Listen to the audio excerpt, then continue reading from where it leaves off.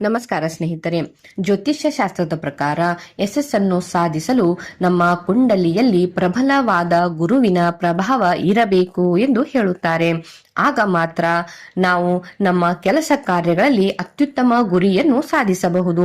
ನಾವು ಯಶಸ್ಸು ಹಾಗೂ ಸಾಧನೆ ಮಾಡಲು ಧನಾತ್ಮಕ ಶಕ್ತಿಯ ಅಗತ್ಯವಿರುತ್ತದೆ ಸ್ನೇಹಿತರೆ. ಅಂತಹ ಶಕ್ತಿಯನ್ನು ಗುರುಗ್ರಹವು ಅನುಗ್ರಹಿಸುತ್ತದೆ. ಅದರ ಜೊತೆಗೆ ಸದಾ ಧನಾತ್ಮಕ ಶಕ್ತಿ ಸುತ್ತಲೂ ಇರುವಂತೆ ಆಶೀರ್ವಾದ ಕೂಡ ಮಾಡುತ್ತದೆ. ಅದೇ ಗುರುಗ್ರಹದ ಅನುಗ್ರಹ ಇಲ್ಲವಾದರೆ ನಮ್ಮ ಆರ್ಥಿಕವಾಗಿ, ಸಾಮಾಜಿಕವಾಗಿ, ಆರೋಗ್ಯದಲ್ಲಿ ಮತ್ತು ಉದ್ಯೋಗ ಕ್ಷೇತ್ರದಲ್ಲಿ ನಾವು ಸಾಕಷ್ಟು ಅಡೆತಡೆಗಳನ್ನು ಅನುಭವಿಸಬೇಕು ಆಗುತ್ತದೆ. ಹೀಗಿರುವಾಗ ಗುರುವಿನ ಸ್ಥಾನ ದುರ್ಬಲವಾಗಿದ್ದರೆ ಅಥವಾ ಅನಾನುಕೂಲಕರವಾದ ಸ್ಥಳದಲ್ಲಿ ಇದ್ದರೆ ನಮ್ಮ ಮೇಲೆ ನಕಾರಾತ್ಮಕ ಪ್ರಭಾವಗಳು ಹೆಚ್ಚು ಬೀಳುತ್ತವೆ ಎಂದು ಕೂಡ ಹೇಳಲಾಗಿದೆ. ಹಾಗಾದರೆ ಜ್ಯೋತಿಷ್ಯ ಶಾಸ್ತ್ರ ಹೇಳುವ ಪ್ರಕಾರ ನಾವು ಕೆಲವು ಪರಿಹಾರ ಕ್ರಮಗಳನ್ನು ಕೈಗೊಂಡರೆ ಗುರುಗ್ರಹದ ಆಶೀರ್ವಾದವನ್ನು ನಾವು ಪಡೆದುಕೊಳ್ಳಬಹುದು ಎಂದು ಹೇಳಲಾಗಿದೆ. ಹಾಗೆ ಜೊತೆಗೆ ಭವಿಷ್ಯದಲ್ಲಿ ಸಂಭವಿಸುವಂತಹ ಅನೇಕ ಸಮಸ್ಯೆಗಳನ್ನು ಕೂಡ ನಾವು ನಿಯಂತ್ರಣದಲ್ಲಿ ಇಡಬಹುದು ಎಂದು ಕೂಡ ಹೇಳಲಾಗಿದೆ. ಹಾಗಾದರೆ ಆ ಪರಿಹಾರ ಕ್ರಮಗಳು ಏನು ಎಂಬುದನ್ನು ನೋಡಿ ಸ್ನೇಹಿತರೆ. ಗುರುವಿನ ಪ್ರಭಾವ ಉತ್ತಮವಾಗಿರುವವರು ಬಲವಾದ ಆರ್ಥಿಕ ಸ್ಥಿತಿಯನ್ನು ಹೊಂದುತ್ತಾರೆ. ಅವರು ಜೀವನದಲ್ಲಿ ಎಂದಿಗೂ ಹಣಕಾಸಿನ ಸಂಬಂಧಿಸಿದಂತಹ ಸಮಸ್ಯೆಗಳನ್ನು ಅನುಭವಿಸುವುದಿಲ್ಲ. ಅದೇ ರೀತಿಯಾಗಿ ನೋಡಿ, ವೈದಿಕ ಜ್ಯೋತಿಷ್ಯದ ಪ್ರಕಾರ ಗುರುವಾರ ಹಣವನ್ನು ಸಾಲ ಪಡೆಯುವುದು, ಸಾಲ ನೀಡುವುದು ಅಥವಾ ಹಣಕ್ಕೆ ಸಂಬಂಧಿಸಿದ ವ್ಯವಹಾರವನ್ನು ನಡೆಸುವುದನ್ನು ತಪ್ಪಿಸಬೇಕು ಎಂದು ಕೂಡ ಹೇಳಲಾಗಿದೆ. ಸ್ನೇಹಿತರೆ, ಈ ಕೆಲಸವು ಗುರುವಿನ ಕೋಪಕ್ಕೆ ಕಾರಣವಾಗಬಹುದು. ಹಾಗಾಗಿ ಗುರುವಾರ ಯಾವುದೇ ಹಣಕಾಸಿನ ವ್ಯವಹಾರವನ್ನು ಮಾಡಬಾರದು ಎಂದು ಸಲಹೆಯನ್ನು ನೀಡಿದ್ದಾರೆ ಸ್ನೇಹಿತರೆ. ಅದೇ ರೀತಿಯಾಗಿ ನೋಡಿ, ಕುಂಡಲಿಯಲ್ಲಿ ಗುರುವಿನ ಪ್ರಭಾವ ಹೆಚ್ಚಿಸಲು ಗುರುವಾರ ವಿಷ್ಣು ಸಹಸ್ರನಾಮವನ್ನು ಪಠಿಸಬೇಕು ಸ್ನೇಹಿತರೆ. ಆ ದಿನ ಶುಭ್ರವಾದ ಬಟ್ಟೆಯನ್ನು ಧರಿಸಿಕೊಂಡು ವಿಷ್ಣು ದೇವರಿಗೆ ತುಪ್ಪದ ದೀಪವನ್ನು ಹಚ್ಚಬೇಕು ಮತ್ತು ಸಂಜೆ ಬಾಳೆ ಮರದ ಕೆಳಗೆ ತುಪ್ಪದ ದೀಪವನ್ನು ಬೆಳಗಿಸಿ ಅದೇ ರೀತಿಯಾಗಿ ಆ ದಿನ ಕಡಲೆಕಾಯಿಯ ಲಡ್ಡುಗಳನ್ನು ನೈವೇದ್ಯವಾಗಿ ಮಾಡಿ ವಿಷ್ಣುವಿಗೆ ಅರ್ಪಿಸಬೇಕು ಎಂದು ಹೇಳಲಾಗಿದೆ ಸ್ನೇಹಿತರೆ. ನಂತರ ಪ್ರಸಾದವನ್ನು ಎಲ್ಲರಿಗೂ ವಿತರಿಸಬೇಕು. ಅಂದರೆ ಇದು ಬೇಸನ್ ಲಡ್ಡು ಪ್ರಸಾದವನ್ನಾಗಿ ನೀಡಬೇಕು ಎಂದು ಇಲ್ಲಿ ಹೇಳಲಾಗಿದೆ ಸ್ನೇಹಿತರೆ.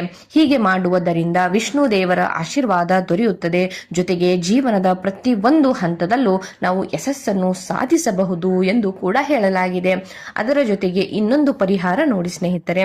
ಜೀವನದಲ್ಲಿ ಗುರುವಿನ ಅನುಗ್ರಹ ಬಯಸುವವರು ವಿಷ್ಣು ದೇವರನ್ನು ಆರಾಧಿಸುವುದರ ಜೊತೆಗೆ ಚಂದನ ಮತ್ತು ಶ್ರೀಗಂಧದ ತಿಲಕವನ್ನು ಹಚ್ಚಬೇಕು. ಜೊತೆಗೆ ನಂತರ ಆ ತಿಲಕವನ್ನು ನೀವು ಸಹ ಪ್ರಸಾದವನ್ನಾಗಿ ಹಚ್ಚಿಕೊಳ್ಳಬೇಕು ಸ್ನೇಹಿತರೆ. ಹೀಗೆ ಮಾಡುವುದರಿಂದ ಗುರುವು ಧನಾತ್ಮಕ ಶಕ್ತಿಯನ್ನು ನೀಡುತ್ತಾರೆ. ಎಂತಹ ಕಷ್ಟದ ಪರಿಸ್ಥಿತಿ ಹಾಗೂ ಕೆಲಸವನ್ನು ಸುಲಭವಾಗಿ ನಿಭಾಯಿಸುವಂತಹ ಶಕ್ತಿಯನ್ನು ನಮಗೆ ನೀಡುತ್ತಾರೆ ಎಂದು ಹೇಳಲಾಗಿದೆ. ಅದೇ ರೀತಿಯಾಗಿ ನೋಡಿ, ಗುರುವಾರ ಉಪವಾಸ ಕೈಗೊಳ್ಳುವುದರಿಂದ ಗುರುವಿನ ಆಶೀರ್ವಾದ ನಮಗೆ ದೊರೆಯುತ್ತದೆ. ಅದೇ ರೀತಿಯಾಗಿ ಉಪವಾಸ ಕೈಗೊಳ್ಳಲು ಕಷ್ಟವಾದರೆ ಪೂಜೆಯನ್ನಾದರೂ ನಾವು ಮಾಡಲೇಬೇಕು ಸ್ನೇಹಿತರೆ.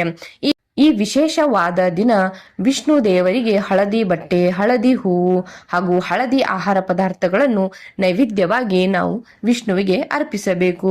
ಅದೇ ರೀತಿಯಾಗಿ ಗುರುವಿಗೆ ಹಳದಿ ಬಣ್ಣ ಅತ್ಯಂತ ಶ್ರೇಷ್ಠ ಎಂದು ಹೇಳಲಾಗಿದೆ ಸ್ನೇಹಿತರೆ. ಹಾಗಾಗಿ ವ್ಯಕ್ತಿಯು ತನ್ನ ಅನುಕೂಲಕ್ಕೆ ಹಾಗೂ ಸಾಮರ್ಥ್ಯಕ್ಕೆ ಅನುಗುಣವಾಗಿ ಗುರುವಾರ ಬಡವರಿಗೆ ಹಳದಿ ವಸ್ತುಗಳನ್ನು ದಾನ ಮಾಡಬೇಕು ಎಂದು ಕೂಡ ಹೇಳಲಾಗಿದೆ. ಆಗ ಅವರು ಹರಸುವ ಆಶೀರ್ವಾದದಿಂದ ನಮ್ಮ ಎಲ್ಲಾ ಕಷ್ಟಗಳು ದೂರವಾಗುತ್ತವೆ ಎಂದು ಹೇಳಲಾಗಿದೆ ಸ್ನೇಹಿತರೆ. ವೈವಾಹಿಕ ಜೀವನದಲ್ಲಿ ಏನಾದರೂ ತೊಡಕು ಅಥವಾ ಸಮಸ್ಯೆಗಳನ್ನು ನಾವು ಅನುಭವಿಸುತ್ತಿದ್ದರೆ ಈ ಪರಿಹಾರ ಕ್ರಮಗಳನ್ನು ನಾವು ಮಾಡಬೇಕು ಎಂದು ಹೇಳಲಾಗಿದೆ. ಅದೇ ರೀತಿಯಾಗಿ ನೋಡಿ, ಸ್ನಾನದ ನೀರಿಗೆ ಹಳದಿಯನ್ನು ಸೇರಿಸಿ ಸ್ನಾನ ಮಾಡಬೇಕು. ಹೀಗೆ ಮಾಡುವುದರಿಂದ ಮಾನಸಿಕವಾಗಿ ಮತ್ತು ದೈಹಿಕವಾಗಿ ಶುದ್ಧ ನಾವು ಆಗುತ್ತೇವೆ ಮತ್ತು ಜೀವನದಲ್ಲಿ ಸಮೃದ್ಧಿ ಮತ್ತು ಸುಖವು ತುಂಬಿ ಬರುತ್ತದೆ ಎಂದು ಹೇಳಲಾಗಿದೆ. ಈ ಸರಳ ಹಳದಿ ನೀರಿನ ಸ್ನಾನ ವೃತ್ತಿ ಜೀವನದಲ್ಲಿ ಯಶಸ್ಸನ್ನು ತಂದುಕೊಡುತ್ತದೆ ಎಂದು ಹೇಳಲಾಗಿದೆ. ಸ್ನೇಹಿತರೆ, ಇದು ವೈವಾಹಿಕ ಜೀವನದ ಸಮಸ್ಯೆಯನ್ನು ಸಹ ನಿವಾರಿಸಲು ಸಹಾಯ ಮಾಡುತ್ತದೆ ಎಂದು ಹೇಳಲಾಗಿದೆ. ಅದೇ ರೀತಿಯಾಗಿ ನೋಡಿ, ಇನ್ನೊಂದು ಸುಲಭ ಸರಳ ಪರಿಹಾರ ಕ್ರಮ ಎಂದರೆ ಬಾಳೆ ಮರವನ್ನು ಪೂಜಿಸುವುದು. ಸ್ನೇಹಿತರೆ, ಸಂಜೆ ವೇಳೆ ಬಾಳೆ ಮರದ ಬಳಿ ತುಪ್ಪದ ದೀಪವನ್ನು ಹಚ್ಚಿ ಕಡಲೆ ಹಿಟ್ಟಿನ ಸಿಹಿಯನ್ನು ಅರ್ಪಿಸಬೇಕು.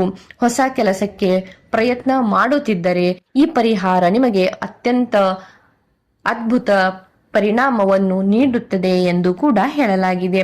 ಸ್ನೇಹಿತರೆ, ಇಂಥದ್ದೇ ಅನೇಕ ಮಾಹಿತಿಗಳಿಗಾಗಿ ನನ್ನ ಈ ಚಾನೆಲ್ನ ಸಬ್ಸ್ಕ್ರೈಬ್ ಮಾಡಿಕೊಳ್ಳಿ ಹಾಗೂ ಲೈಕ್ ಕೂಡ